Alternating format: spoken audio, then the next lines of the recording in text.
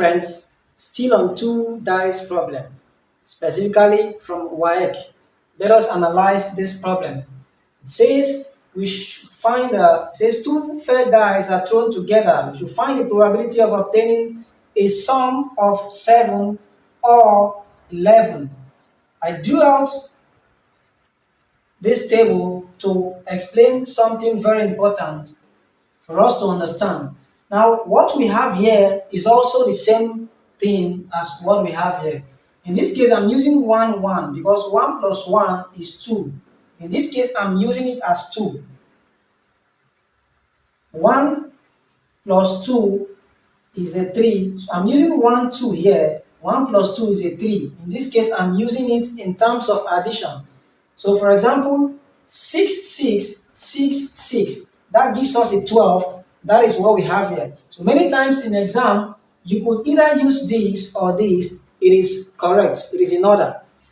Now, to analyze the problem we simply take note of the sum. Sum in probability means addition. So whenever you see the word or means addition, or is to add, and is to multiply. So take note. So in this case, we are going to be using addition because of the word or. So let's solve the problem. Solution. Probability of obtaining sum of 7 first will be two numbers added to give us 7. Like I said, I could either use this or this. But if I'm using this, I have sum of 7. We have 1, 2, 3, 4, 5, 6. So I have 6 out of 36 outcomes. It is the same result I'm going to get if I use this table. 1 plus 6 is a 7. 2 plus 5 is a 7, just as in this other table. So it is the same principle. So the probability of getting the sum of 7 is 6 out of 36. The probability of getting the sum of 11 in this case, let's count. The sum of 11. So we have 1, sum of 11, 1, 2, 1, 2. So that makes 2 out of 36.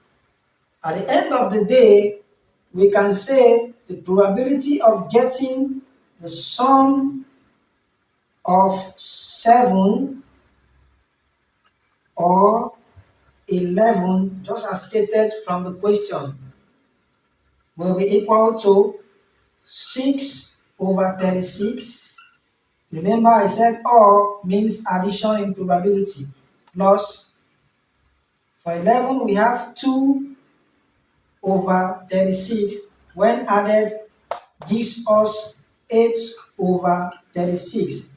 Reducing to the lowest term, 4 in 8 is 2, and then 4 in 36 is 9.